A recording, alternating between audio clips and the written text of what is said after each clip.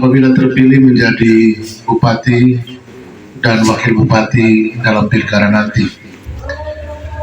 Karena alasan teknis, beberapa hal belum terketik di konsep ini, misalnya tentang penekanan pentingnya penurunan angka kemiskinan, kemudian pembangunan infrastruktur di daerah-daerah perbatasan, daerah-daerah pinggiran, daerah pedesaan, pembangunan jalan ekonomi antara kampung dan sentra-sentra produksi komoditi, itu juga belum termasuk di sini, belum sempat terketik di sini.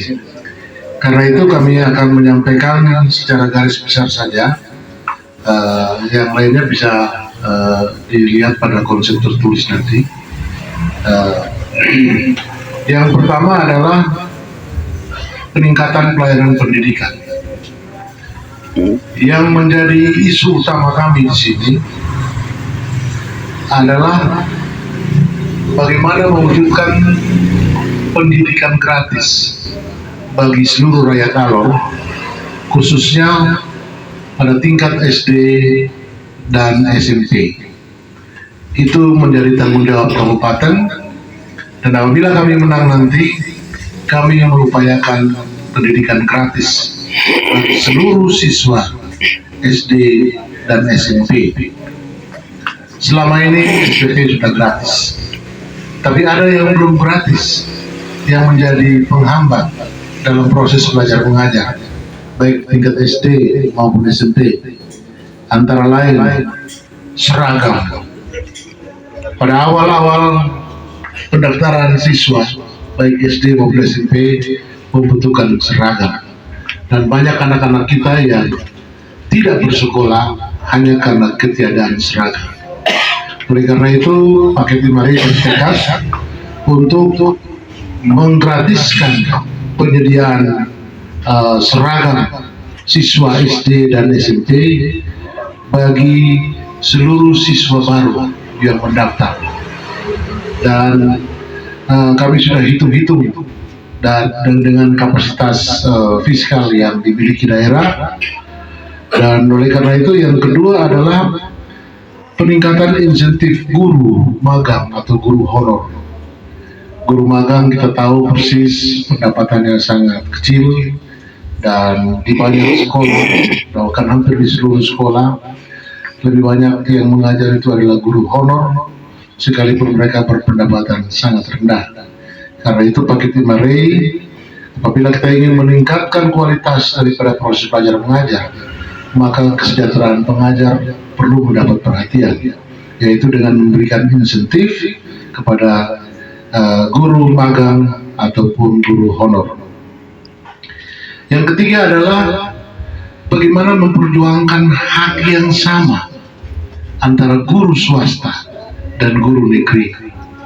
Karena keduanya ini mengemban misi yang sama, yaitu mencerdaskan kehidupan bangsa.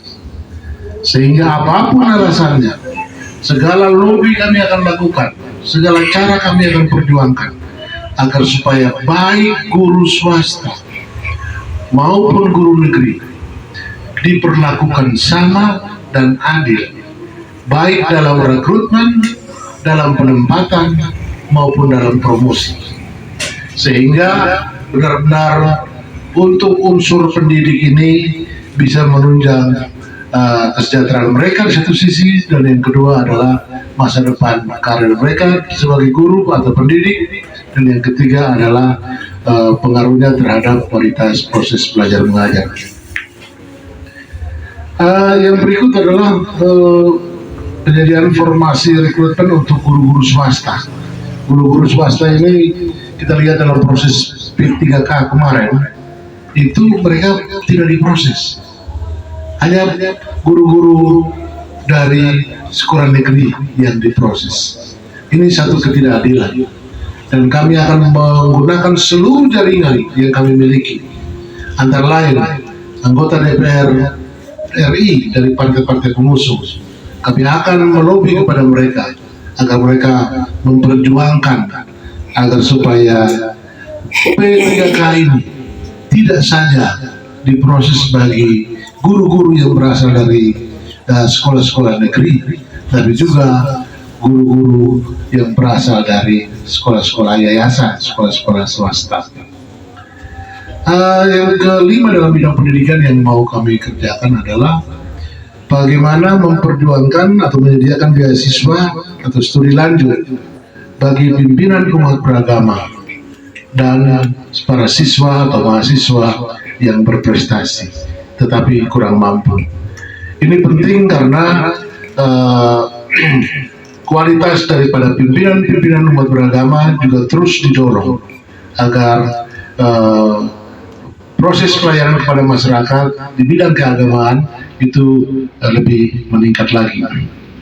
Dan di bidang peningkatan kesehatan yang harus kami sampaikan adalah bahwa kalau kami menang dalam pilkada nanti, pelayanan kesehatan gratis.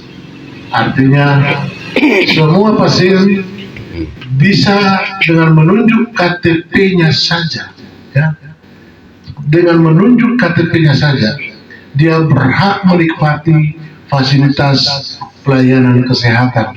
Bukan saja di Alor, bukan saja di NTT, tapi di seluruh Indonesia.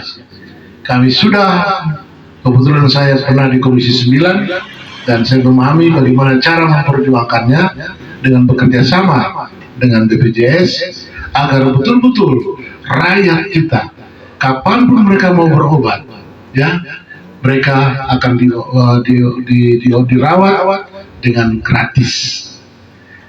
Teknisnya bagaimana? Teknisnya adalah tanggungan BPJS dari seluruh warga akan ditanggung oleh pemerintah daerah. Jadi tidak ada lagi masyarakat yang tidak memiliki kartu BPJS. Dengan kartu BPJS ini, dengan 7 KTP saja, NIK-nya itu bisa dilayani di rumah sakit manapun, baik di Alor, di luar Alor maupun di Indonesia. Ya, kalau di luar negeri mungkin tidak bisa. Yang penting di mana KTP Indonesia ini berlaku, maka dia bisa mendapat pelayanan kesehatan yang gratis. Yang berikut adalah bagaimana memperjuangkan pengurangan angka kematian ibu dan anak. Saya kira ini tidak perlu saya jelaskan. Pemberian makanan tambahan, mungkin dalam konteks stunting, ya, mengurangi angka stunting antara lain dengan cara pemberian makanan tambahan. Jadi program kami yang sudah saya katakan tadi itu adalah berobat gratis menggunakan KTP dan berlaku di seluruh Indonesia. Ini menjadi salah satu program utama untuk kita lakukan apabila terpilih nanti. Kemudian yang berikut adalah membangun ruang tunggu bagi keluarga-keluarga para pasien di rumah sakit umum. Setiap malam kita bisa lihat bagaimana mereka tidur di emper-emper rumah sakit hanya untuk menjaga keluarga mereka yang sedang dirawat.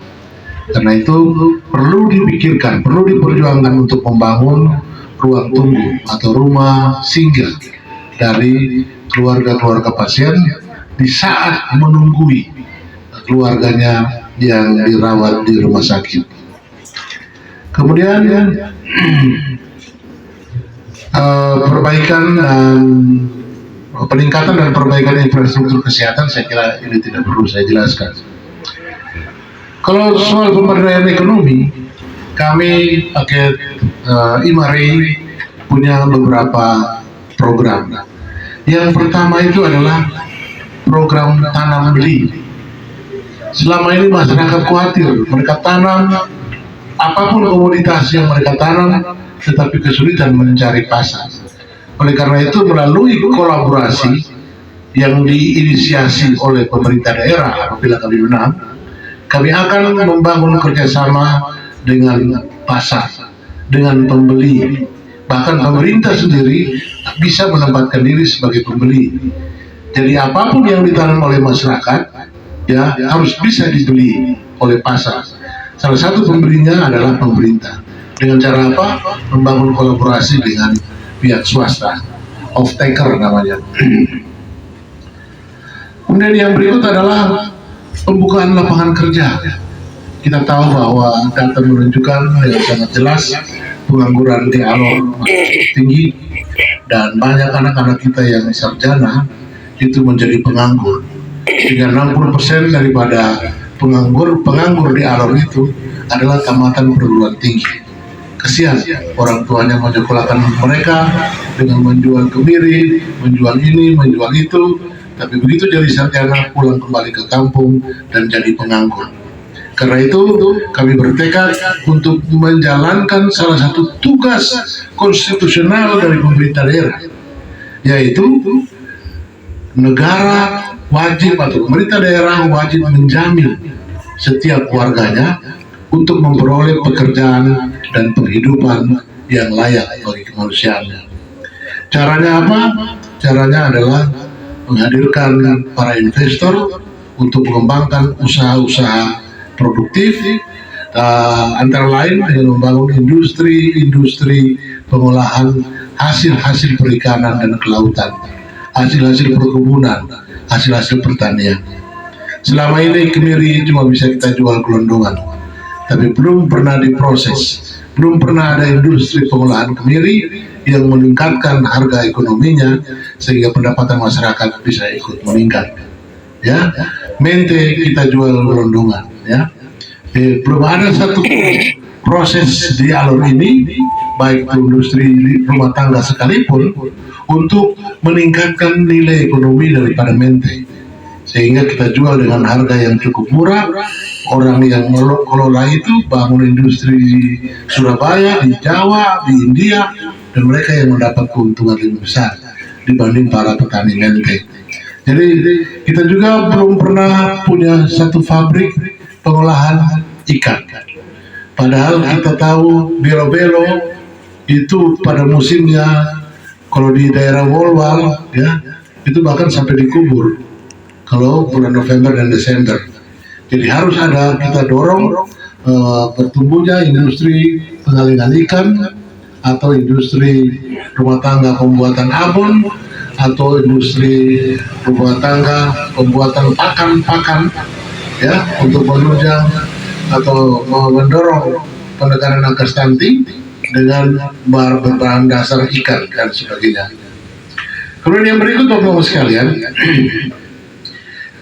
kami melihat betapa sulitnya masyarakat di Alor ini untuk memenuhi kebutuhan sembakonya. Bahkan sembako itu sangat mahal harganya kalau di daerah pedesaan. Oleh karena itu salah satu program kami adalah melakukan operasi pasar secara reguler untuk menjual atau menjual sembako dengan harga yang murah yang terjangkau oleh masyarakat. Ya, apalagi kalau musim paceklik misalnya, panen gagal karena panas yang berkepanjangan, itu masyarakat semakin susah untuk memenuhi kebutuhan dasarnya. Kemudian yang berikut adalah satu desa satu produk ini akan dijelaskan oleh Bapak Ray. Yang berikut lagi adalah ini teman-teman kita yang ojek, kesian. Mereka tidak punya pangkalan yang bisa melindungi mereka lah dari panas dan sebagainya. Di bawah pohon mereka bikin pangkalan, cuma di situ. Mereka juga banyak kesulitan untuk mengurus SIM. Karena itu apabila kami menang nanti, maka kita bangun pangkalan-pangkalan ojek, tempat anak-anak muda kita ini bekerja, dan setiap mereka yang mengurus SIM itu ditanggung biayanya oleh pemerintah, bahkan diurus agar mereka bisa memperoleh SIM secara gratis. Kemudian pengadaan pupuk, benih, dan obat-obatan pertanian secara gratis dan tepat waktu. Kita lihat pupuk kadang-kadang datang, ya, bukan saja harganya sudah mahal, tapi datang di waktu orang sudah selesai tanam. Jadi tepat waktu pupuk ini perlu. Dan kami juga sudah melakukan berbagai lobby dengan perusahaan pupuk di Indonesia, terutama yang ada di Jakarta agar supaya mereka bisa bekerja sama dengan pemerintah daerah dalam menyediakan bibit dan pupuk secara gratis bagi para petani kita untuk meningkatkan produktivitas para petani. Kemudian yang berikut adalah masalah air bersih ya dan listrik di desa-desa. Tadi Pak Pejabat juga menyinggung masih banyak daerah kita yang terutama di daerah pantai selatan, di Pantar bagian pedalaman, di Alor Timur bagian pedalaman, Lembur bagian pedalaman, Abad bagian pedalaman, itu daerah-daerah yang masih sangat rusak infrastruktur jalannya, tidak ada listrik dan tidak ada air. Kadang-kadang sumber airnya ada, tapi tidak dikelola dengan baik. Sumur bor pernah ada, tapi tidak bisa dimanfaatkan dengan baik. Pemasangan pipa pernah ada, tetapi pipa hanya berisi angin, airnya kosong. Jadi ini harus dibuat satu program yang terintegrasi. Bagaimana menyediakan air bersih bagi masyarakat di desa-desa. Sehingga kami bertekad supaya 5 tahun kepemimpinan kami tidak ada lagi desa yang mengalami kesulitan air bersih. Begitu juga kami bertekad agar supaya tidak ada lagi satu desa pun di Alor selama kami pimpin atau di akhir kepemimpinan kami yang mengalami kesulitan karena listrik. Kami juga sudah melakukan pendekatan dengan perusahaan-perusahaan penghasil listrik tenaga surya, baik dari Jakarta maupun dari Surabaya. Mereka bersedia untuk bekerja sama dengan pemerintah daerah, dan itu ada tekniknya, ada strateginya yang akan kami lakukan. Yang penting di akhir periode kami seluruh desa sudah harus terang. Program Alor Terang. Alor Terang ini harus menjadi program kami dengan cara agar supaya dalam 5 tahun seluruh desa tidak boleh lagi mengalami kesulitan. Kita tahu bersama anak-anak sekolah sekarang belajar berbasis komputer ya, tetapi banyak daerah yang tidak punya listrik. Mereka terpaksa harus ke kantor desa. Itu kalau kantor desanya ada listrik, ada wifi, baru mereka bisa belajar di situ. Dan daerah-daerah Mataru, Alor Selatan, Alor Timur bagian pedalaman, Alor Lembur bagian pedalaman, Abad Selatan, Pantar bagian pedalaman itu masih sangat kesulitan dengan listrik, dengan wifi dan media-media yang lain. Kami bertekad untuk kesulitan itu harus bisa dituntaskan dalam 5 tahun kepemimpinan kami.